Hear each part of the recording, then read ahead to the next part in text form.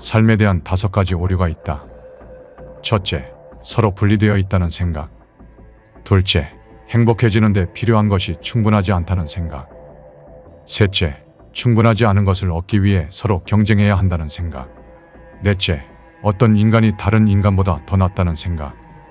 다섯째, 다른 모든 오류들로부터 생겨난 심각한 차이들을 서로를 죽임으로써 해결해도 괜찮다는 생각. 당신은 다른 사람에게 위협받는다고 생각하지만 사실은 당신의 믿음에 의해 위협받고 있다. 그날은 여느 때와 다르지 않은 평범한 하루의 끝자락이었다. 하지만 내 마음은 그 어느 때보다 지쳐 있었다. 사실 갈기갈기 찢겨져 있다는 표현이 옳았을 것이다. 잠을 청하려 해도 잠이 오지 않았다. 조그만 책상 앞에 우두커니 앉았다. 이내 종이와 펜을 꺼내들어 편지를 쓰기 시작했다. 그 누구에게 보내는 편지는 아니었다. 울부짖는 내 마음을 알아달라고 세상에게 보내는 편지였다. 원망스러운 마음으로 마구 퍼부어댄 편지. 혼란과 비틀린 심사와 비난으로 가득한 편지. 한 무더기에 분노 어린 질문들로 써내려간 편지. 대체 내가 무슨 짓을 했기에 늘 이렇게 고통스러운 삶을 살아야 한단 말인가. 그 누구도 대답해 줄 수 없고 대답해 주는 이 없는. 스댓은 마지막 질문을 휘갈기고 펜을 내던졌다. 하지만 잠시 후 나는 내 두 눈을 의심했다. 내 손은 종이 위에 그대로 놓여 있었다. 그 누구도 대답을 해줄 리 없는 이 적막한 방 안에서 내가 그토록 원하던 답을 받았음을 알게 되자 알 수 없는 감정과 눈물이 터져나왔다. 너는 결코 혼자가 아니다. 그리고 언제나 나는 너와 함께 있었다.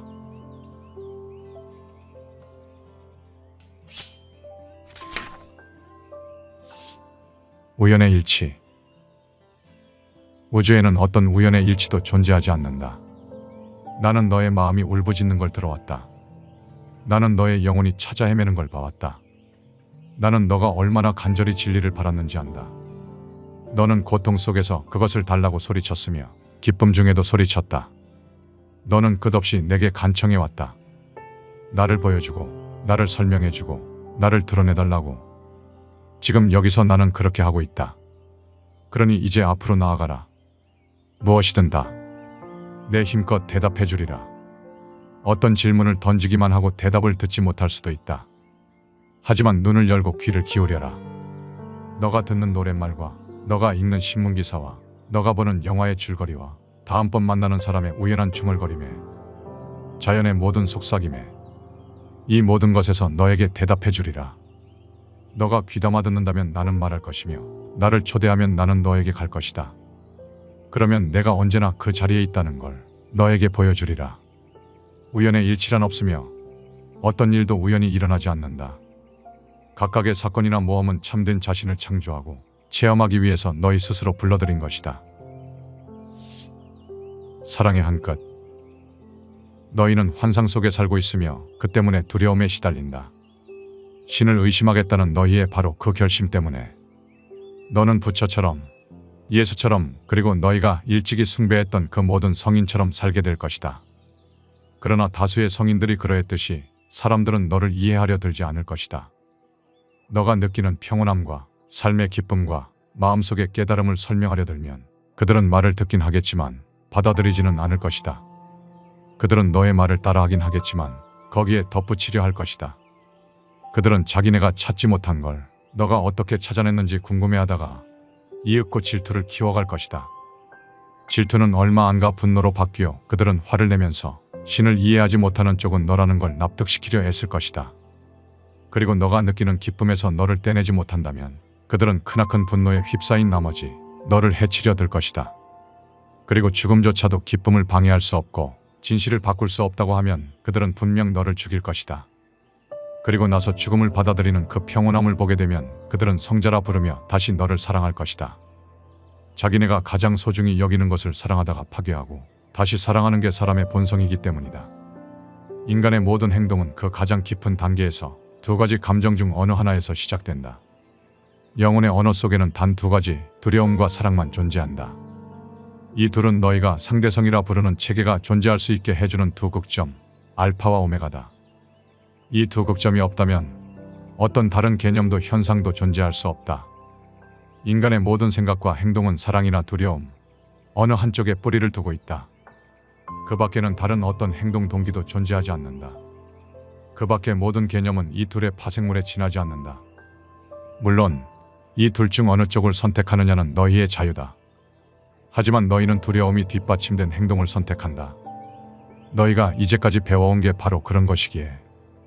그러나 너희가 사랑이 뒷받침된 행동을 선택할 때 너희는 생존 이상을 하게 될 것이고 이기는 것 이상을 하게 될 것이며 성공 이상을 하게 될 것이다. 그럴 때 너희는 자신이 참으로 누구인지, 자신이 어떤 존재가 될 수 있는지를 깨닫는 충만한 영광을 체험할 것이다. 깨우침을 얻는 가장 중요한 존재는 외부에 있는 어떤 사람이 아니라 바로 너의 내면의 소리다. 너희에게 가장 가까우나 내가 말하는 가장 큰 소리다. 그 소리는 너희가 그냥 내버려 두기만 하면 스스로 알아서 방향을 정하고 배의 진로를 잡고 여정을 이끌어주는 레이더다. 그 소리는 너희가 읽고 있는 바로 그 말들이 사랑의 말인지 두려움의 말인지 당장 그 자리에서 이야기해준다. 너희는 그 이야기에 따라 그 말들을 유의해야 할지 무시해야 할지 결정할 수 있다. 신의 언어. 느낌은 영혼의 언어다. 만일 어떤 것을 놓고 무엇이 자신에게 참인지 알고자 한다면 당신이 그것을 어떻게 느끼는지 살펴보라. 느낌이란 건 알아차리기 어려울 때가 많다. 받아들이기가 훨씬 더 어려운 경우도 자주 있다. 그러나 가장 내밀한 느낌 속에 감춰진 것이야말로 가장 고귀한 진실이다. 생각과 느낌은 동시에 일어날 수도 있지만 같은 것은 아니다. 생각으로 교류할 때 나는 영상을 자주 사용한다. 그 때문에 교류 도구란 면에서 생각은 단순한 말보다 효과가 크다. 느낌과 생각 외에 나는 체험이라는 전달 수단을 사용하기도 한다. 체험은 참으로 위대한 전달자다. 그리고 느낌도 생각도 체험도 모조리 실패할 때 마지막으로 말을 사용한다. 사실 말은 가장 비효율적인 전달자다. 말은 너무나 빈번하게 잘못된 해석이나 오해를 낳곤 한다. 말의 본질이 그렇기 때문이다. 말은 그저 입 밖에 내는 소리에 지나지 않는다. 느낌과 생각과 체험을 드러내는 소리. 말은 상징이자 기호다. 너희가 뭔가를 이해하고자 할 때 말의 도움을 받을 수는 있다. 하지만 너희에게 알물 주는 것은 체험이다. 물론 너희가 체험할 수 없는 것들도 있다. 그래서 나는 너희에게 알매 다른 도구들도 주었다. 느낌과 생각이라는 도구들을. 그런데 여기서 최고의 역설은 너희가 신의 말은 그토록 중요하게 여기면서도 체험은 아주 하찮게 여긴다는 것이다. 너희가 어떤 것을 체험하고 느낀다는 것은 그것을 사실로 알고 직관으로 안다는 것을 뜻한다. 반면에 말이란 너희가 아는 것을 상징으로 나타내고자 할 뿐이어서 흔히 너희의 알물 어지럽힌다. 너희의 가장 고귀한 생각, 가장 명확한 말, 가장 강렬한 느낌은 항상 내 것이다. 그보다 덜한 모든 건 다른 출처에서 온 것이다. 가장 고귀한 생각이란 예외 없이 기쁨이 담겨 있는 생각이며, 가장 명확한 말이란 진리를 담고 있는 말이며, 가장 강렬한 느낌이란 너희가 사랑이라 부르는 바로 그 느낌이다. 기쁨과 진리와 사랑, 이 셋은 서로 뒤바뀔 수 있으며 하나는 언제나 다른 것들을 가져다 준다. 이제 남은 단 하나의 문제는 내 메시지에 주의를 기울이는가 아닌가 뿐이다. 하지만 너희는 내 메시지를 대부분 그냥 흘려버린다. 너희는 분명 무언가를 놓쳐왔다. 너희가 이해하지 못하는 무언가가 분명히 존재한다. 너희가 이해하는 것은 너희에게 옳게 여겨질 것이다. 옳다라는 단어 자체가 자신이 동의하는 어떤 것을 가리킬 때 너희가 쓰는 용어니까. 그러므로 너희가 놓친 것은 처음에는 틀린 것으로 보일 것이다. 여기서 앞으로 나아가는 단 하나의 방법은 자신에게 물어보는 것이다. 내가 틀렸다고 생각한 모든 것이 사실은 옳다면 어떻게 되는가? 삶은 발견이 아니라 창조다. 너희가 하루하루를 살아가는 건 인생이 너희를 위해 지니고 있는 것을 발견하기 위해서가 아니라 그것을 창조하기 위해서다. 너희는 순간순간 너희 현실을 창조하고 있다. 나는 너희를 신의 형상대로 신과 닮은 꼴로 창조했다. 신은 창조자다. 너희는 하나 속의 셋인 존재들이다. 너희는 이 세 측면을 너희가 원하는 대로 성부, 성자, 성신이라고 할 수도 있고 마음, 몸, 영혼이라 할 수도 있으며 초의식, 의식, 잠재의식이라 부를 수도 있다. 창조는 이 세 개의 부분들에서 진행되는 과정이다. 달리 말해 너희는 세 가지 차원에서 창조한다. 생각과 말과 행동은 이 창조의 도구들이다. 모든 창조는 생각에서 시작된다. 그러고 나면 모든 창조는 말로 옮겨간다. 마지막으로 모든 창조는 행동에서 완료된다. 너희가 생각은 하지만 한 번도 말하지 않는 것은 한 차원에서만 창조한다. 너희가 생각하고 말하는 것은 또 다른 차원에서 창조한다. 너희가 생각하고 말하고 행동하는 것은 너희 현실에 구현된다. 너희가 진정으로 믿지 않는 어떤 것을 생각하고 말하고 행하기는 불가능하다. 그러므로 창조 과정에는 반드시 믿음, 즉 깨달음이 들어가야 한다. 이것은 소망 너머에 있으며 확실성에 대한 깨달음이다. 따라서 창조에는 언제나 깨달음이 수반된다. 깨달음이란 본능적인 명확성, 완벽한 확실성, 어떤 것의 현실성에 대한 완벽한 인정이다. 깨달음의 자리는 믿을 수 없을 정도로 강력한 감사의 자리다. 그것은 미리 하는 감사다. 그리고 창조하기 전에 창조한 것에 대해 감사하는 이것이야말로 창조의 최대 열쇠일 것이다. 그 같은 당연시는 신이 격려하는 것이기도 하다. 그것은 깨달음의 확실한 표지다. 너희가 창조하고 또 창조했던 모든 것을 찬양하고 즐겨라. 그것의 일부를 거부하는 건 자신의 일부를 거부하는 것이다. 그것을 비난하지 마라. 그것을 비난하는 것은 자신을 비난하는 것이니 설사 창조의 일부 측면이 마음에 들지 않는다 해도 그것을 축복하면서 그냥 다른 것으로 바꾸어라. 다시 선택하라. 새로운 생각을 하고 새로운 말을 하고 새로운 행동을 하라. 새로운 현실을 불러내라. 그러면 온 세상이 너를 따를 것이다. 너가 생각하는 것이 무엇이든 너가 말하고 행동하는 게 무엇이든 체험에 시동을 걸고 그 체험들을 불러내며 그것을 너에게 가져와라. 우주가 아는 작동법은 이것 외에 다른 방법은 없다. 너희는 이미 신이다. 생각에는 창조하는 힘이 있다. 하지만 너희는 두려움으로 가득 차 있었다. 그래서 자신을 지킬 수 있는 가장 큰 환상을 창조해냈다. 신은 심판하거나 벌을 주지 않는다. 신은 너희가 원하는 것을 원한다. 너희는 자신이 상상하는 건 무엇이든 될 수 있고 무엇이든 가질 수 있다. 두려워하지 마라. 감정은 끌어당기는 힘이 있다. 두려움은 너희에게 가장 두려워하는 걸 체험하게 할 것이다. 명심해라. 존재하는 건 오직 사랑뿐이다. 그것만이 유일하고 그것만이 전부다. 사랑의 감정은 너희가 신을 체험하는 것이다. 지고한 진리 중에 지금 존재하고 일찍이 존재했으며 앞으로도 영원히 존재할 것은 사랑뿐이다. 너희가 절대계로 들어갈 때 너희는 사랑 속으로 들어가는 것이다. 내가 상대계를 창조한 것은 나 자신을 체험하기 위해서였다. 상대계는 너희와 내가 우리 자신을 체험으로 알기 위해서 지어냈고 지금도 지어내고 있는 창조된 현실이다. 그 창조물은 흡사 진짜처럼 보인다. 그것을 창조한 목적 자체가 우리가 그것을 실제 존재하는 것으로 받아들이도록 하는 데 있었기 때문이다. 나는 단순히 너희가 신이라는 개념을 알려주기보다 너희 스스로 신이 되는 쪽을 택할 수 있는 환경을 만들어냈다. 상대계를 창조하면서 나는 가장 먼저 나 자신의 대립물을 창조했다. 그 영역에서 존재가 자리 잡을 수 있는 장소는 오직 두 곳, 두려움과 사랑뿐이다. 두려움에 뿌리박은 생각들은 또 다른 종류의 드러냄을 만들어낸다. 이 행성 위를 걸었던 선각자들은 상대계의 비밀을 발견한 사람들이었다. 따라서 그것의 실체성을 인정하지 않았다. 선각자들은 어떤 경우에도, 어떤 순간에도, 어떤 환경에서도 오직 사랑만을 선택한 사람들이다. 너희는 배워야 할 어떤 것도 갖지 않은 채 지금의 삶 속으로 들어왔다. 너희는 이미 알고 있는 걸 밝히기만 하면 된다. 그것을 밝힘으로써 너희는 그것이 제 기능을 다하게 만들고 자신의 체험을 통해서 자신을 새롭게 창조할 것이다. 그렇게 해서 너희는 삶을 정당한 것으로 만들고 그것에 목적을 부여한다. 그렇게 해서 너희는 삶을 거룩한 것으로 만든다. 너희는 이미 신이다. 단지 그것을 지금까지 알지 못했을 뿐이다.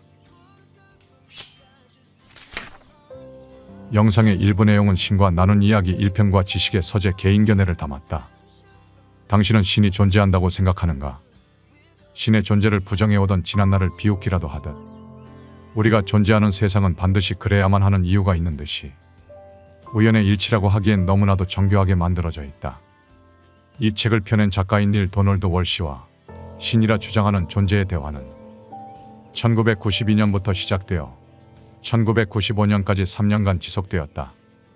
그가 주장했던 신과의 대화는 매일 새벽 4시 30분경 자신이 던진 질문에 대한 답변을 기다린 후 그것을 글로써 받아 적는 것이었다. 물론 한간에서는 이 책의 일부 내용을 보고 신의 이름을 빌려온 한낱 사기꾼의 책이라고 평가하기도 한다. 아마 누구라도 이런 의문을 품을 수밖에 없을 것이다. 신이란 그만큼 두려움과 경외심을 자극하는 존재일 것이다. 하지만 나는 거부감과 두려움을 가질 필요는 없다고 판단했다.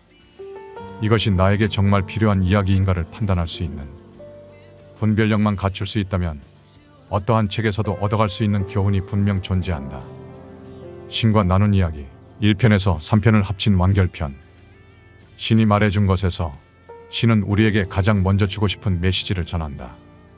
그 메시지는 너희는 나를 완전히 오해하고 있다였다. 우리가 항상 느끼고 의문을 갖고 있었지만 그 해답을 찾을 수 없던 질문들, 그것에 대한 색다른 대답을 이 책의 시리즈를 통해 어느 정도 받을 수 있었다.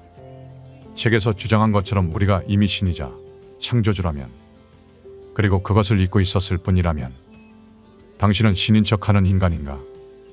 아니면 인간인 척하는 신인가? 다음 편에서는 신과 나눈 이야기 2편으로 찾아오겠다. 끝으로 오라. 그럴 수 없다. 나는 두렵다. 끝으로 오라. 그럴 수 없다. 나는 떨어질 것이다. 끝으로 오라. 드디어 절벽 끝으로 당신이 왔다. 그리고 절벽 밑으로 당신을 밀었다.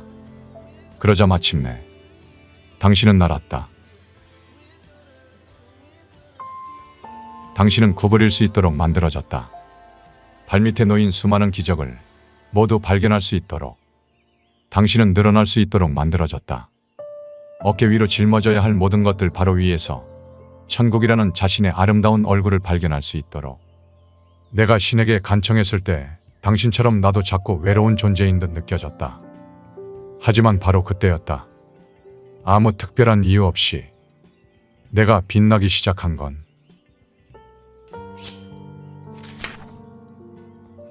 최선의 선택.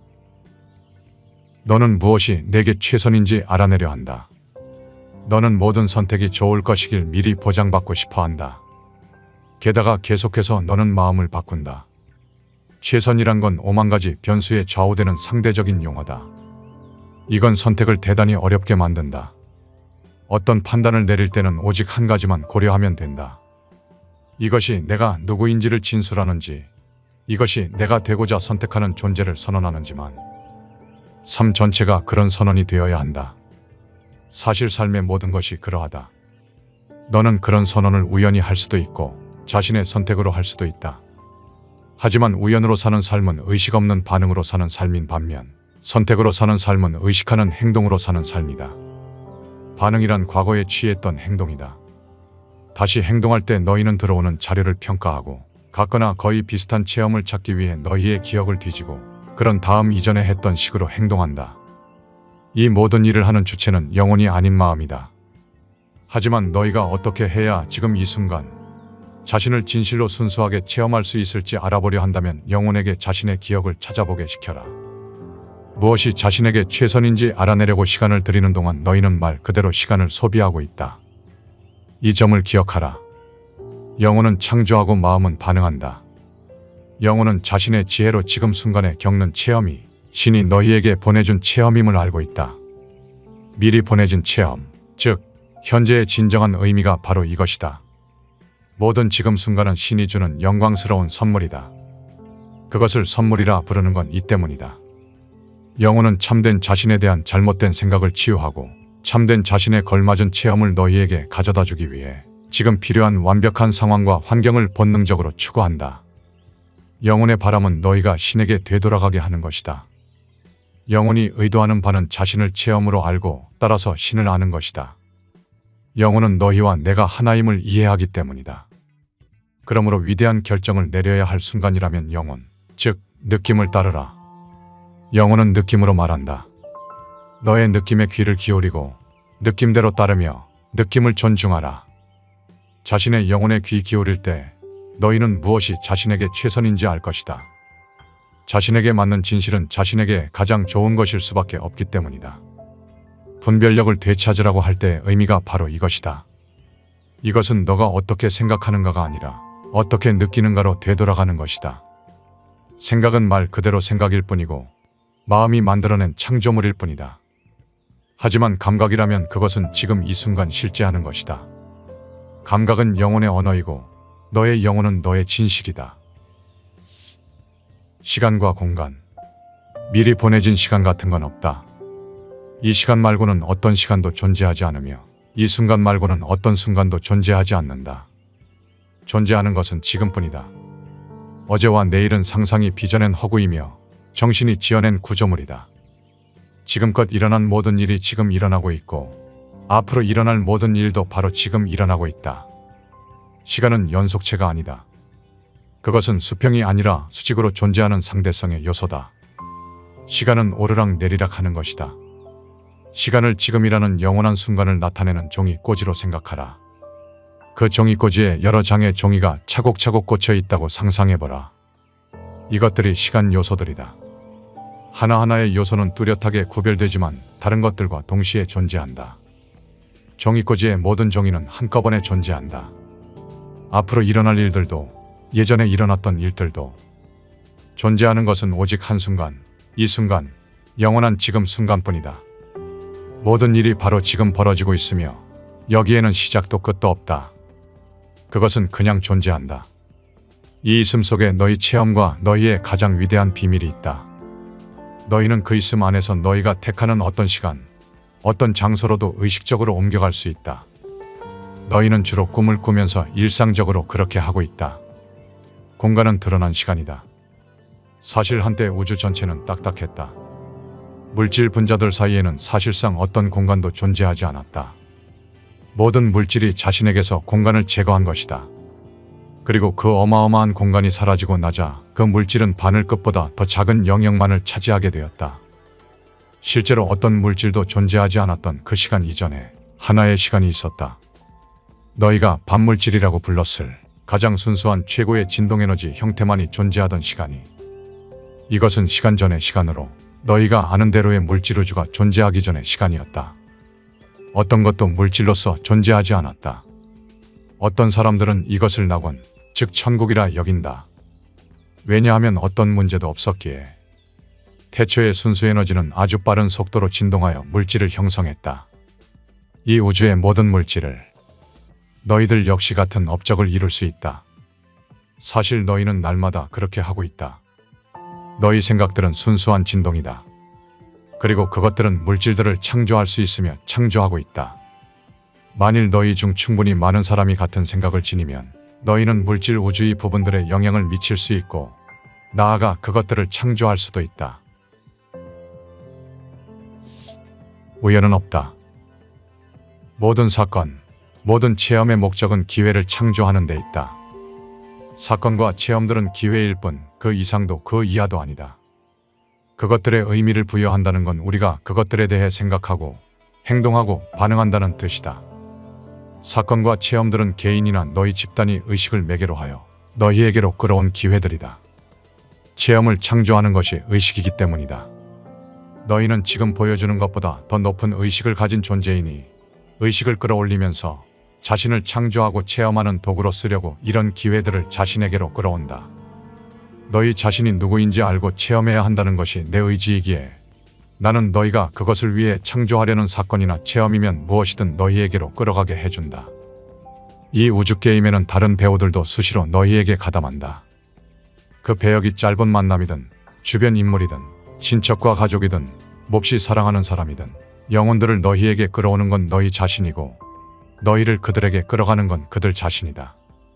그것은 양쪽의 선택과 바람들을 함께 표현하면서 공동으로 창조하는 체험이다.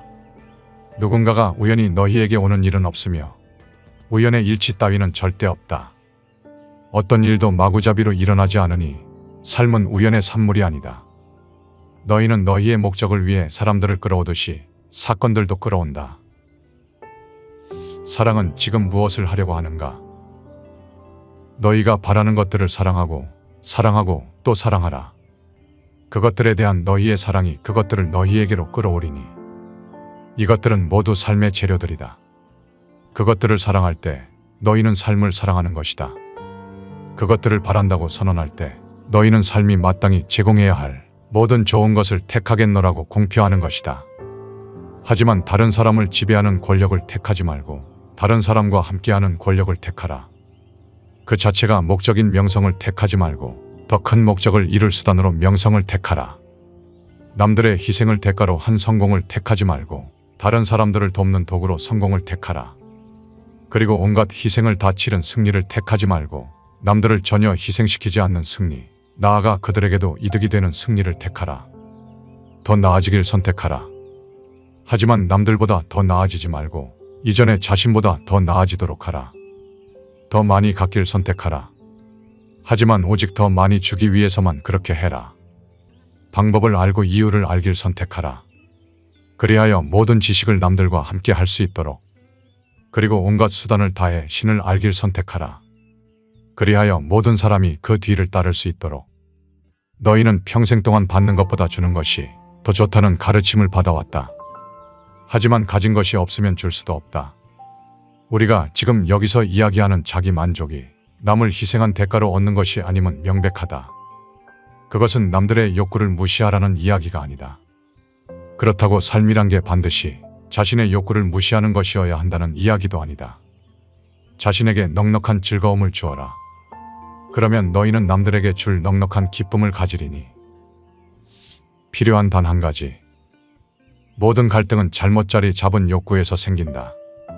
세상 전체를 통틀어 유일하게 지속될 수 있는 평화는 내적 평화뿐이다. 각자가 자기 내면에서 평화를 발견하게 하라. 너희가 내면의 평화를 발견할 때 너희는 없이 지낼 수 있다는 사실도 발견할 것이다. 이것은 그냥 너희가 더 이상 외부 세계의 것들이 필요하지 않게 된다는 뜻이다. 필요하지 않음은 위대한 자유다. 그것은 우선 너희를 두려움에서 자유롭게 한다. 너희가 갖지 못할 뭔가가 존재한다는 두려움, 잃게 될 뭔가를 지니고 있다는 두려움, 어떤 것 없이는 행복하지 못하리라는 두려움에서, 필요하지 않음은 너희를 분노에서 자유롭게 한다. 분노는 선언된 두려움이다. 그러니 두려워할 일이 없다면 분노할 일도 없다.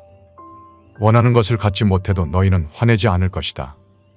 너희의 원함은 필요가 아니라 단순히 선호에 지나지 않기에 너희는 그것을 갖지 못할 가능성 때문에 두려워하는 일이 없고 따라서 화내는 일도 없을 것이다. 너희가 원하지 않는 일을 남들이 한다 해도 너희는 화내지 않을 것이다. 그들이 어떤 특정한 일을 하거나 하지 않는 게 필요하지 않을 것이니 따라서 화내는 일도 없을 것이다. 너희는 누군가의 친절이 필요하지 않으니 그가 불친절하다고 해서 화내지 않을 것이다. 너희는 누군가의 사랑이 필요하지 않으니 그가 너희를 사랑하지 않는다고 해서 화내지 않을 것이다. 너희에게서 두려움이 사라지면 나머지 것들도 사라질 수 있으니 너희는 화내지 않을 것이다. 너희는 내면의 직관으로 너희가 창조했던 모든 것을 다시 창조할 수 있음을 알 것이다. 더 중요한 것으로 그것이 중요하지 않다는 걸 알 것이다. 너희가 내면의 평화를 발견할 때 어떤 사람, 조건, 환경이나 상황에 있고 없음은 너희 마음 상태의 창조자일 수 없고 너희 존재 체험의 원인일 수 없다.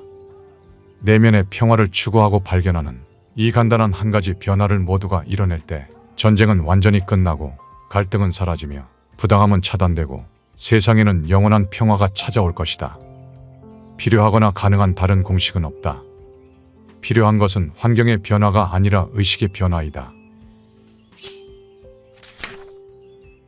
영상의 일부 내용은 신과 나눈 이야기 2편과 지식의 서재 개인 견해를 담았다. 1편은 개인 차원의 진리를 책 속에 담아내고 있고 2편은 지구 차원의 진리를 책에서 이야기하고 있다. 본편의 큰 줄기는 사회, 성, 교육, 정치, 경제, 신학 등 총 6가지 주제이다. 작가인 닐 도널드 월시가 미국 작가이기에 정치, 경제 이야기는 미국 사회의 전반적인 내용으로 구성되어 있다. 즉, 공감이 가는 부분이 많지 않았다. 하지만 이러한 측면을 제외한다면 기존의 고정관념을 깨부수고 관점을 바꾸는 인사이트들이 충분히 존재한다.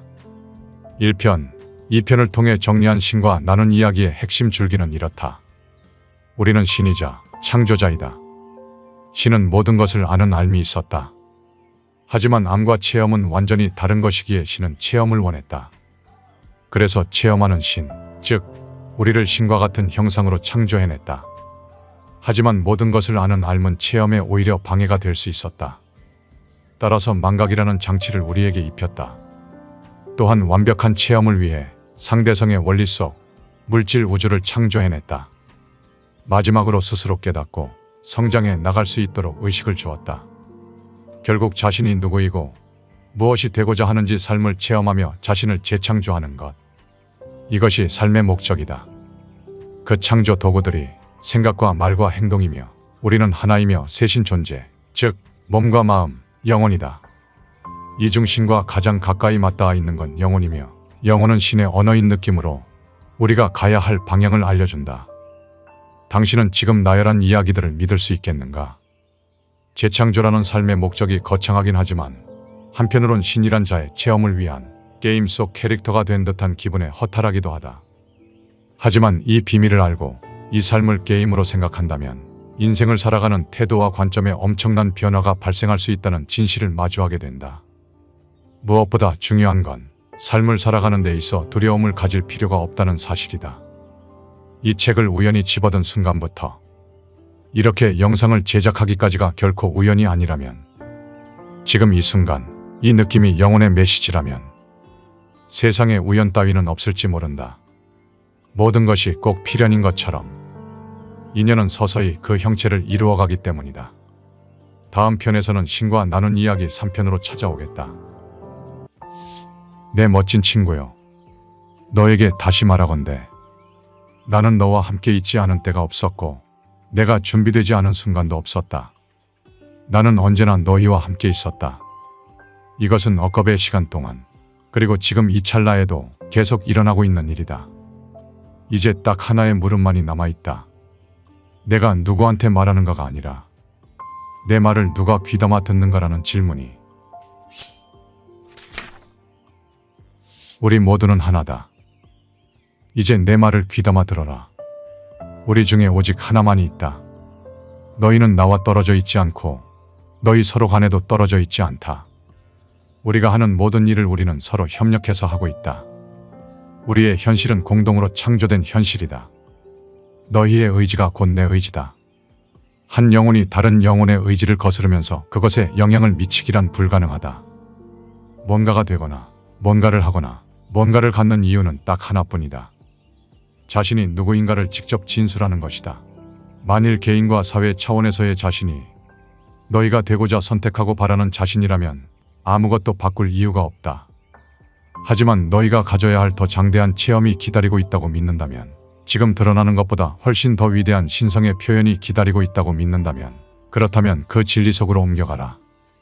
그것이 너희 체험의 색조를 정할 뿐 아니라 내 체험의 성격도 창조한다는 점에서 자신이 누구고 누가 되기를 선택하는가라는 이 문제가 대단히 중요하다는 걸 강조하고 싶다. 누가 신인가? 너희는 살아오면서 줄곧 신이 너희를 창조했다고 들어왔다. 그러나 그 반대다. 너희 쪽이 신을 창조하고 있다. 순간순간마다 신은 너희에게서 너희로서 너희로 하여 자신을 표현한다. 너희는 언제나 신을 이 순간 어떤 모습으로 창조할지 선택하고 있다. 그리고 신은 너희에게서 그 선택권을 빼앗지도 잘못된 선택을 했다고 너희를 벌하지도 않을 것이다. 너희 안에는 집으로 돌아오는 길에 방향을 알려주는 내면 체계가 심어져 있다. 이것은 언제나 너희에게 가장 고귀한 선택을 이야기하고 너희 앞에 가장 장대한 전망을 제시하는 내면의 목소리, 영혼이다. 너희가 해야 할 일은 그 목소리에 유의하고 그 전망을 포기하지 않는 것뿐이다. 너희가 자신의 가장 고귀한 관념들로 올라서지 않고서는 인류 역시 절대로 자신의 가장 저급한 생각들에서 벗어날 수 없다. 너희를 통해 너희로서 표현된 그런 관념들이 인간 체험의 다음 수준을 위한 무대를 놓아주며 모델이 되기 때문이다. 너희가 아무런 자유 선택권도 갖지 못하는 유일한 문제가 이것이다. 그것은 그냥 본래 그런 식이다. 세상은 그냥 너희 자신에 관한 너희의 관념을 따를 뿐이다. 세상은 지금껏 그래왔고 앞으로도 계속 그럴 것이다. 먼저 자신에 관한 생각이 오고 그 뒤를 이어 외부 세상의 물질 표현이 따라 나온다. 너희는 자신이 생각하는 것을 창조하고 너희는 자신이 창조하는 것이 되며 너희는 자신이 되는 것을 표현한다. 그리고 너희는 자신이 표현하는 것을 체험하고 자신이 체험하는 것이 너희인 것이며 너희는 자신인 것을 생각한다. 이렇게 해서 그 순환은 완결된다. 이제야 마침내 너희는 자신이 뭘 하고 있는지 이해하게 되었다. 이것을 알게 해준 건 너희 자신이고 이것에 도달하게 해준 것도 너희 자신이다. 너희는 이제 과거 어느 때보다 더 자신이 참으로 누구인지 깨닫고 있다. 보라, 너희는 나다. 너희는 신을 규정하고 있다. 내가 내 축복받은 일부인 너희를 물질 형상 속으로 들여보낸 것은 내가 개념으로 나 자신이라고 하는 그 모든 것이 체험으로도 나 자신임을 알기 위해서였다. 삶은 신이 개념을 체험으로 바꾸는 도구로 존재한다. 삶은 또한 너희가 나와 같은 일을 할 수 있게 하려고 존재한다. 너희가 직접 그렇게 하고 있는 신이기 때문이다. 나는 모든 순간마다 나 자신을 재창조하길 원한다. 나는 내가 지금껏 나 자신에 관해 가졌던 가장 위대한 전망의 가장 숭고한 해석을 체험하길 원한다. 그리하여 나는 너희를 창조했다. 너희가 나를 재창조할 수 있도록 하기 위해서. 이것은 우리의 성스러운 과업이고 우리의 가장 큰 기쁨이며 우리가 존재하는 바로 그 이유다. 신은 과정이다. 너희는 언제나 신이 지고의 존재라고 생각해왔다. 그 점에서 너희는 옳았다. 나는 바로 그것, 존재다. 존재는 과정이지 사물이 아님을 알아둬라. 신은 사람이나 장소나 사물이 아니다. 신은 너희가 항상 생각해왔지만 이해하지 못했던 바로 그것이다. 나는 과정의 결과가 아니라 과정 자체다. 나는 창조주고 나는 나를 창조한 과정 자체다. 너희가 하늘과 땅에서 보는 모든 것이 창조되고 있는 나다. 창조 과정은 결코 끝나지 않는다. 그것은 절대 완결되지 않는다. 나는 결코 되지 않았다. 되어갈 뿐이다. 천지만물은 끊임없이 변하고 있다. 어떤 것도 가만히 있지 않는다. 움직이지 않는 건 아무것도 없다. 그야말로 아무것도. 모든 것이 움직이고 있는 에너지다. 너희가 감정이라 부르는 것도 마찬가지다. 너희는 신의 가장 고귀한 감정이다. 너희가 뭔가를 바라볼 때 너희는 시공간 속에 그 자리에 가만히 있는 뭔가를 보고 있는 게 아니다. 너희는 사건을 목격하고 있다. 그야말로 그 모든 게 움직이고 변하고 진화하고 있다. 신은 사건이다. 너희는 그 사건을 삶이라 불러왔다. 또한 삶은 과정이다. 그리고 그 과정은 관찰할 수 있고 알 수 있고 예견할 수 있다. 더 많이 관찰할수록 너희는 더 많이 알고 그만큼 더 많이 예견할 수 있다. 삶은 변화이며 신은 곧 삶이다. 작은 영혼과 태양. 나는 작은 영혼에게 말했다. 너는 원한다면 신의 어떤 부분이라도 될 수 있다.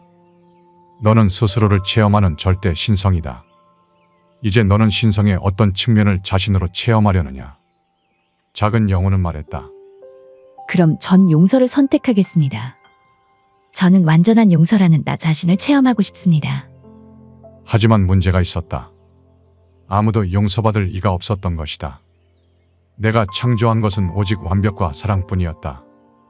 고개를 돌려 주위를 둘러보던 작은 영혼은 하늘의 모든 영혼이 자신을 둘러싸고 있는 걸 보고 놀랐다.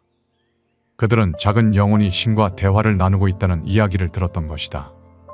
작은 영혼이 난색을 표하던 순간 다른 영혼 하나가 무리에서 앞으로 걸어나와 말했다. 날 용서해주면 돼. 내가 다음번 물질생으로 들어가서 너가 용서해줄 일을 할게. 작은 영혼이 다시 물었다. 하지만 너는 왜 그렇게 하려는 거니? 작은 영혼으로서는 그토록 완벽한 존재가 나쁜 일을 저지를 정도로 자신의 진동을 떨어뜨리고 싶어하는 이유를 도무지 짐작할 수 없었다. 상냥한 영혼은 대답했다. 간단해. 난 널 사랑하기 때문에 그렇게 하려는 거야. 너는 자신을 용서로 체험하고 싶은 거잖아. 게다가 너도 날 위해 같은 일을 했으니까. 상냥한 영혼의 이야기에 작은 영혼은 놀랐다. 기억 안 나니? 우리는, 너와 나는 그 모두였어. 우리는 그것의 위와 아래였고 오른편과 왼편이었어. 우리는 그것의 지금과 그때였고 좋고 나쁨이었어. 우리 모두는 그 모두였어. 게다가 우리는 서로 간의 합의로 그렇게 한 거야. 서로가 자신을 신의 가장 장대한 부분으로 체험할 수 있게 말이야.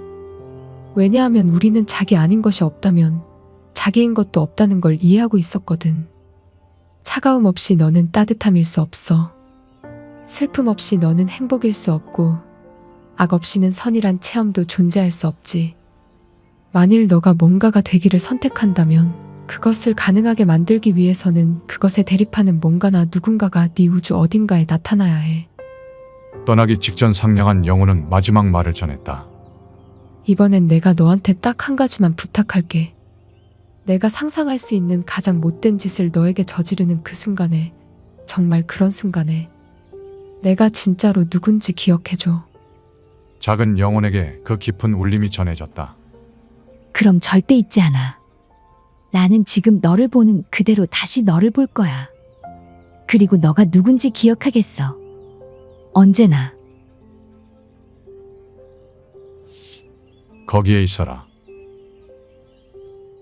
우리 모두가 하나이기로 마음먹는다면 너희는 지금 방식대로 서로를 대하길 그만둘 것이고, 충분히 있다고 마음먹는다면 너희는 모든 걸 모두와 나눌 것이다. 만일 너희가 우리가 해야 할 일은 아무것도 없다고 마음먹는다면 너희는 문제를 해결하기 위해 행함을 사용하길 그만두고, 그런 문제에 대한 너희 체험이 사라지게 함으로써 그런 상황들 자체가 증발해버리는 존재 상태로 옮겨갈 것이다. 결국에 너희는 그런 존재 상태에서 나오게 될 것이다. 너희가 행복에서 나올 때 너희는 행복하기 때문에 그렇게 한다. 자신을 행복하게 만들어주리라 여기면서 행하던 구식 패러다임과는 반대로 너희가 지혜에서 나올 때 너희는 지혜롭기 때문에 그렇게 한다. 지혜에 이르려고 애쓰기 때문이 아니라 너희가 사랑에서 나올 때 너희는 사랑이기 때문에 그렇게 한다. 사랑을 갖고 싶기 때문이 아니라 너희가 되기를 추구하지 않고 되어 있음에서 나올 때 모든 게 변하고 모든 게 뒤집힌다. 너희는 되어 있음에 이르게 할 수 없다. 너희가 행복해지려고 애쓰든 현명해지려고 애쓰든 사랑이 되려고 애쓰든 혹은 신이 되려고 애쓰든 행함으로는 거기에 이를 수 없다. 하지만 일단 거기에 이르고 나면 너희가 멋진 일들을 할 수 있으리란 건 사실이다. 여기에 신성한 이분법이 있다. 거기에 이르는 길은 거기에 있는 것이다. 그냥 자신이 이르고자 하는 곳에 있어라. 그건 이토록 간단하다. 너희가 해야 할 일은 아무것도 없다. 행복해지길 바라느냐? 행복하라. 현명해지길 바라느냐? 현명하라. 사랑이길 바라느냐? 사랑이여라. 바로 이런 게 너희다. 너희는 내가 사랑하는 이들이다.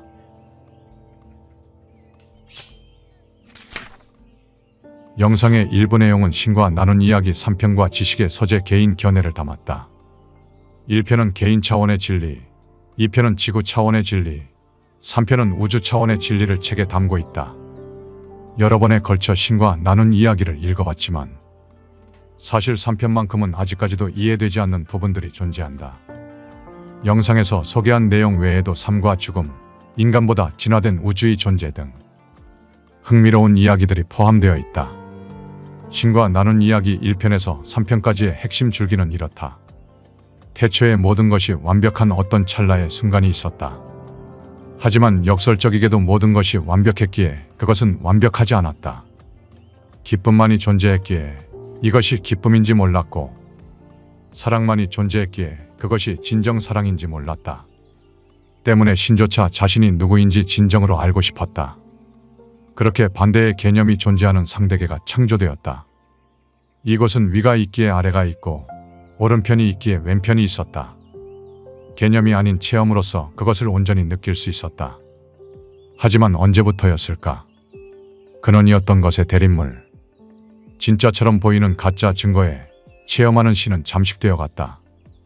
체험으로 자신인 것을 알기 위해 현실에 창조했던 거짓들, 두려움, 증오, 미움, 갈등, 자신이 아닌 것을 자신으로 받아들이고 스스로를 환상 속에 가두기 시작했다. 체험을 마치고 모든 것을 다시 기억했을 때 이루지 못한 소명을 복귀하며 영겁의 시간 동안 체험을 맞이할 준비를 한다. 이 여정은 온전히 나 자신을 알기 위해, 사명을 다하기 위해 약속하고 합의된 여행이었다. 태초의 체험이라고 불렸을 이 행위는 생존과 경쟁만이 목적이 되어 결국 우리의 모든 것을 집어삼켰다. 당신과 나 자신에게 묻고 싶다. 우리는 지금껏 충분히 사랑해왔는가? 충분히 배워왔는가? 충분히 사명을 다해왔는가? 다음 편에서는 신과 나눈 이야기 완결편으로 찾아오겠다. 우리 인류가 간절히 바랐지만 수천 년의 시도에도 아직 이루지 못한 삶을 살아가기 위해 알아야 할 모든 것이 여기 1000개의 단어 안에 있다. 첫째, 우리는 모두 하나이다. 모든 것이 하나이다. 단지 하나만 존재하고 모든 것은 존재하는 그 하나의 일부이다. 이것은 당신이 신성이라는 의미이다. 당신은 당신의 몸이 아니고 당신의 마음이 아니며 당신의 영혼이 아니다. 당신은 이 세 가지 모두의 독특한 조합이며 그것이 당신 전체를 이룬다. 당신은 신성의 개별화된 존재이다. 지상에 나타난 신의 표현이다. 둘째, 충분히 존재한다. 자원을 놓고 경쟁할 필요는 없다. 다툴 필요는 더욱 없다. 단지 나누기만 하면 된다. 셋째, 해야 할 일은 아무것도 없다. 당신이 하려고 하는 것은 많아도 하도록 요구되는 것은 없다. 신은 아무것도 원하지 않고 아무것도 필요로 하지 않으며 아무것도 요구하지 않고 아무것도 명령하지 않는다. 넷째, 신은 모든 사람에게 말한다. 언제나 문제는 신이 누구에게 말하는가가 아니라 누가 듣고 있는가이다. 다섯째, 삶의 세 가지 기본 원리가 있다. 기능성, 적응성, 지속성이 그것이다. 여섯째, 옳고 그름이란 없으며 당신이 하려고 하는 것을 놓고 볼 때 효과가 있는 것과 효과가 없는 것만 존재한다. 일곱째, 인간의 관점으로는 분명히 있는 것처럼 보이지만 영적인 의미에서는 이 세상의 희생자도 악한도 없다.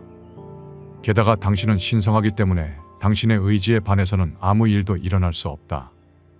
여덟째, 자신의 세계관에 비추어 부적절한 일을 하는 사람은 아무도 없다. 아홉째, 지옥이란 장소는 없다. 영원한 천벌도 존재하지 않는다. 10번째, 죽음은 존재하지 않는다. 당신이 죽음이라 부르는 것은 정체성의 재정립 과정일 뿐이다. 11번째, 시간과 공간이란 것은 없다. 지금 이것만 존재할 뿐이다. 12번째, 사랑만이 존재한다. 13번째, 당신은 창조의 세 가지 도구를 이용해서 자신의 현실을 창조하는 자이다. 생각과 말과 행동이 그것이다. 14번째, 당신의 삶은 당신과 아무 관계가 없다. 그것은 당신의 손길이 어떤 사람들의 삶에 닿는가의 문제이고 어떻게 닿는가의 문제이다. 15번째, 삶의 목적은 당신이 누구인가에 대해 가져온 가장 큰 비전보다 더 큰 비전으로 스스로를 새롭게 재창조하는 것이다. 16번째, 당신이 어떤 것을 선언하는 순간 그것과 닮지 않은 모든 것이 공간 속에 나타날 것이다. 이것이 반대의 법칙이다. 이 법칙은 당신이 표현하기 원하는 것을 체험할 수 있는 맥락의 장을 만든다. 17번째, 절대적 진실이란 것은 없다. 모든 진실은 주관적이다. 이 틀 안에서 진실을 말하는 5가지 단계가 있다. 첫째, 당신에 대한 당신의 진실을 당신에게 말하라. 둘째, 타인에 대한 당신의 진실을 당신에게 말하라. 셋째, 당신에 대한 당신의 진실을 타인에게 말하라. 넷째, 타인에 대한 당신의 진실을 타인에게 말하라. 다섯째, 모든 것에 대한 당신의 진실을 모두에게 말하라. 18번째, 인간은 환상이라는 정교한 무대 속에 살고 있다. 인간의 10가지 환상은 다음과 같다. 필요가 존재한다. 실패가 존재한다. 분리가 존재한다. 부족함이 존재한다. 요구가 존재한다. 심판이 존재한다. 처벌이 존재한다. 조건이 존재한다. 우월성이 존재한다. 무지가 존재한다. 이 환상들은 인류에게 도움을 주려는 것이지만 인류는 그것을 이용하는 법을 배워야 한다. 19번째, 온전하게 살아가기의 3가지 핵심 개념은 정직함, 자각, 책임감이다. 이 원칙에 따라 살면 당신 삶에서 자신에 대한 분노가 사라질 것이다. 20번째, 삶은 되기, 하기, 가지기의 패러다임 속에서 기능한다. 대부분의 사람은 이것을 거꾸로 한다. 우선 무엇인가를 가져야 어떤 것을 할 수 있고 그래야 바라는 대로 된다고 상상한다.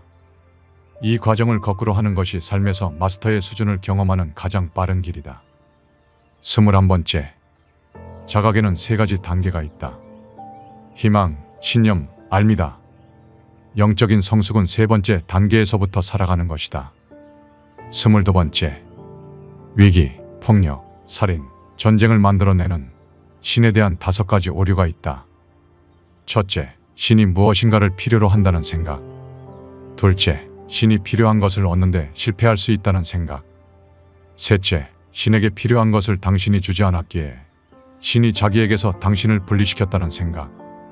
넷째, 신은 여전히 자기에게 필요한 것을 몹시 원하고 있어서 분리된 위치에 있는 당신에게 그것을 달라고 지금 요구하고 있다는 생각. 다섯째, 만일 당신이 신의 요구를 들어주지 않으면 신이 당신을 파괴할 것이라는 생각. 23번째. 위기, 폭력, 살인, 전쟁을 만들어내는 삶에 대한 5가지 오류가 있다. 첫째, 인간은 서로 분리되어 있다는 생각. 둘째, 인간이 행복해지는데 필요한 것이 충분하지 않다는 생각. 셋째, 인간은 충분하지 않은 것을 얻기 위해 서로 경쟁해야 한다는 생각. 넷째, 어떤 인간이 다른 인간보다 더 낫다는 생각. 다섯째, 인간은 다른 모든 오류들로부터 생겨난 심각한 차이들을 서로를 죽임으로써 해결해도 괜찮다는 생각. 24번째. 당신은 다른 사람에게 위협받는다고 생각하지만 사실은 당신의 믿음에 의해 위협받고 있다. 만일 평화에 이르는 5가지 단계를 전적으로 받아들인다면 당신 자신과 세상에 대한 체험이 극적으로 바뀔 것이다. 첫째, 신과 삶에 대한 당신의 오랜 믿음의 일부가 더 이상 유효하지 않음을 인정하라. 둘째, 그것을 이해하면 모든 것이 바뀔. 신과 삶에 대해 당신이 완전히 이해하지 못하는 것이 있을 가능성을 살펴보라. 셋째, 이 지구에서 새로운 삶의 방식을 만들어낼 신과 삶에 대한 새로운 이해가 앞으로 제시되기를 열망한다고 선언하라. 넷째, 용기 있게 이 새로운 이해를 살펴보라. 그리고 그 이해가 당신 개인의 내적 진실과 일치하고 당신이 아는 것과 일치한다면 당신의 믿음 체계를 확대해 그 이해를 포함시켜라. 다섯째, 당신의 가장 숭고한 믿음을 부정하지 말고 그 믿음을 입증함으로써 당신 삶을 표현하라. 25번째. 우리는 모두 하나이다. 우리의 길은 더 나은 길이 아니라 또 다른 길일 뿐이다. 여기 있는 1000개의 단어들을 받아들이고 거기에 따라 행동한다면 이 말들은 한 세대 만에 당신의 세상을 변화시킬 것이다. 이 메시지들 중 일부는 아주 명확하고 일부는 좀 더 설명이 필요하다. 예를 들어 자원을 놓고 경쟁할 필요는 없다. 다툴 필요는 더욱 없다는 생각에 우리 대부분은 동의할 것이다. 반면 영적인 의미에서란 말이 붙기는 했지만 이 세상에 희생자도 악한도 없다는 생각을 이해하는 데는 어려움이 있을 것이다. 특히 영적인 의미에서 우리는 옳고 그름이 만물에 대한 우주적 계획의 고유한 부분이라고 믿어왔다. 말하자면 신의 법칙의 고유한 부분이라고. 그리고 대부분 사람들은 절대적 도덕 기준이 없는 세상을 상상할 수 없다. 사실 많은 사람들이 오늘날 세상이 잘못되었다고 생각하는 이유는 절대적 도덕 기준이 점점 줄어드는 듯 보이기 때문이다. 이것은 큰 문제를 일으킨다. 많은 사람들은 무엇을 해야 하고 무엇을 하지 말아야 한다고 말해주는 바깥에 누군가가 없을 때 어떻게 존재해야 하는지 모르는 것 같다. 누군가가 그런 말을 하는 세상에서는 행복을 찾기가 무척 어렵다. 아무런 규칙도 없다면 우리는 무엇을 할 것인가? 특히 영적인 의미에서 아무런 심판도 처벌도 단죄도 없다면 무엇이 우리를 통제할 것인가? 기존 생각을 깨는 것은 세상 사람들이 원하는 것이 아니다. 사람들은 자신들의 가장 신성한 믿음에 아무도 손대지 않기를 바란다. 비록 그 믿음이 눈에 보일 만큼 분명히 잘못되었고 자신들이 지지하고 예견하는 결과를 만드는데 명백히 전적으로 효과가 없을지라도 인간은 충격적이고 끔찍할 정도로 완강하고 엄격하게 자신의 믿음을 고수하려 한다. 예를 들어 과거 25년 동안의 고생물학과 고고학의 발견들에도 불구하고 지구 인구의 40% 이상은 이 세상이 만년도 되지 않았다고 여전히 믿고 있다는 조사 결과를 당신은 알고 있는가? 사람들은 예전에 지녔던 관점을 뒷받침하기 위해 자신이 믿고 싶은 것이나 믿을 필요가 있는 것만 믿는다. 놀랄 만큼 많은 사례에서 그 사실들로 나를 귀찮게 하지 말라는 사실이다. 우리는 신에 대해 알고 있는 내용만 알고 그 외 어떤 것도 듣고 싶어 하지 않는다. 여기에는 강력한 이유가 있다. 신에 대한 우리의 생각은 삶에 대한 이해 전체의 기초가 된다. 심지어 신을 전혀 믿지 않는 사람에게도 이것은 사실이다. 따라서 신을 믿는 사람이든 믿지 않는 사람이든 신에 대한 생각은 많은 사람들이 전체 도덕 법칙을 세우는 토대가 된다. 이 경우 당연히 신에 대한 새로운 생각, 새로운 발상, 새로운 개념은 대부분 사람들에게 쉽게 환영받지 못하고 열광적으로 받아들여지지 않는다. 불가지론자이든 무신론자이든 유신론자이든 신에 대한 새로운 진실은 언제나 기존 생각을 깨는 위대한 사람으로부터 시작될 것이다. 대부분 사람들이 종교적 믿음에 손대지 않기를 원하기 때문에 우리는 1세기 때의 영적 도구를 가지고 21세기 도입부를 살아가려 고집한다. 의학적으로 이것은 칼 대신 매우 날카로운 막대기로 수술을 하려는 것과 같다. 기술적으로는 부싯돌의 불꽃으로 로켓을 달에 보내려는 것과 같고 과학적으로는 작은 불씨의 불빛으로 동굴에서 실험하려는 것과 같다. 만일 그 도구들이 효과가 있었다면 종교적 믿음에 손대지 않고 그대로 두는 것은 이해가 된다. 그러나 우리에게는 그 도구가 유효한지 의문을 품는 것조차 허용되지 않는다. 문제는 도구에 있는 것이 아니라 그 도구를 사용하지 않는 점에 있다고 우리는 스스로에게 말한다. 그러나 예리한 관찰자라면 문제가 정반대에 있음을 알게 될 것이다. 문제는 우리가 그 도구를 사용하고 있다는 점에 있다. 우리는 그 도구를 서로에게 해가 되도록 사용하고 있다. 이렇듯 오래전 종교적 도구들은 모두를 위한 평화와 조화, 충분함, 존엄성을 만들기에 효과적이지 않음이 입증되었다. 이것은 부드럽게 표현한 것에 불과하다. 그렇다면 무엇이 잘못되었는가? 이것은 우리가 해서는 안 되는 질문이다. 우리는 다른 결과를 얻기를 기대하면서도 항상 해오던 것과 똑같은 일을 계속해야 한다. 물론 이것이 정신 이상의 정의이기는 하다. 유리창에 날아와 부딪히는 파리처럼 우리는 우리가 보지 못하는 것에 머리를 계속 부딪히고 있다. 또는 보기를 거부하는 것에. 그것은 신과 삶에 대한 우리 믿음에 무엇인가 근본적인 결함이 틀림없이 있다는 점이다. 그렇지 않다면 우리는 사회적 영적 발전 측면에서 지금보다 훨씬 진보했을 것이다. 차이점을 해결하기 위해 서로를 여전히 죽이는 세상에 살고 있지는 않을 것이다. 인구의 절반을 먹이기에 충분한 음식이 날마다 쓰레기통으로 던져지는 동안 몇백만 명이 여전히 굶어 죽는 세상에 살고 있지는 않을 것이다. 인구의 5%가 부와 자원의 95%를 차지하고 통제하면서도 전혀 문제 없다고 여기는 세상에 살고 있지는 않을 것이다. 하지만 우리는 그런 세상 속에 살고 있다. 그러므로 질문은 이것이다. 우리는 이 모든 것을 앞으로도 계속하려 하는가? 우리는 지금까지 해온 대로 계속하려 하는가? 인간 유전자의 신비는 풀 수 있지만 인간의 가슴속 사랑은 열 수 없는 세상을 아이들과 그 아이들에게 물려주면서 말이다. 그렇지 않다고 우리는 말한다. 우리는 더 나은 삶을 원하고 후대를 위해 더 나은 삶을 만들고 싶다고 말한다. 그러나 그러기 위해 기꺼이 무엇을 하려 하는가? 우리는 가장 용감한 일을 기꺼이 할 것인가? 가장 신성한 믿음에 기꺼이 도전할 것인가?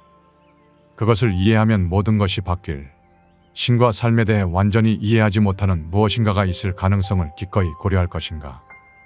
우리는 인류 역사 속에서 새로운 발상과 새로운 생각, 새로운 해석을 기꺼이 검토하고 살펴볼 것인가? 표면적으로는 신과 삶에 대해 이미 알고 있다고 생각하는 것과 모순될지라도 적어도 그 가능성을 살펴볼 수 있겠는가? 수천, 수백 년 동안 우리 자신에게 말해온 이야기와 단지 일치하지 않는다는 이유로 모든 새로운 개념, 모든 새로운 가설을 무시해야 하는가? 아니다. 그러면 안 된다. 진보하기를 희망하는 문명은 그렇게 할 수 없다. 모든 생각에 열려 있을 때에만 모든 가능성이 열리기 때문이다. 영혼의 언어로 말하라. 모두가 들을 수 있도록. 영상의 일부 내용은 책, 신이 말해준 것과 지식의 서재 개인 견해를 담았다. 누구도 피해 갈 수 없는 가장 근원적인 물음인 삶과 죽음, 더 나아가 사후세계와 같은 형이상학적인 주제에 대해 우리 모두가 한 번쯤 생각해 봤을 것이다. 그리고 언젠가 지금의 나란 존재가 없는 세상이 와도 그 세상은 아무 일 없듯 잘 돌아가고 있을 것이라는 생각도 한 번쯤 했을 것이다. 하지만 우리는 언제 그랬냐는 듯 지금의 현실에서 영원히 살 것 같은 착각에 빠진 채 그 현실 속에 파묻혀 있는 자신을 문득 발견한 적 있을 것이다. 그렇다. 우리 인류는 오랜 믿음을 그대로 유지한 채 변화를 거부해왔다. 이 책에서 말하는 신은 기존에 우리가 알고 있는 개념과는 아주 다른 신이다. 동등하며 수평적인 관계로서의 신이 우리 안에 있는 것이다. 진화란 새로움을 찾는 것이 아닌 과거에 있어 왔고 지금도 있는 것에 대해 더 알아가고 그 현실에 완전하게 존재함으로써 이루어진다고 이 책은 말한다. 삶 또한 진화의 과정이다. 삶은 삶 그 자체의 경험을 통해 자신을 알아가는 과정이다. 끝없이 계속되는 영혼의 여행에서 반복적으로 자신을 알아가는 과정이다. 우리에게 주어진 삶을 통해 우리가 가진 신성을 경험하고 표현하는 것이다. 우리가 마주한 물질성이란 우리 자신이 가진 무한 자유를 통해 스스로를 재창조해 가는 것이다. 그 과정에서 우리가 진정 누구인지, 여기서 지금 무엇을 하는지를 계속해서 알아가는 것이다. 결국 우리의 신성을 기억하는 것이다. 우리 각자는 신성의 개별화된 존재이다.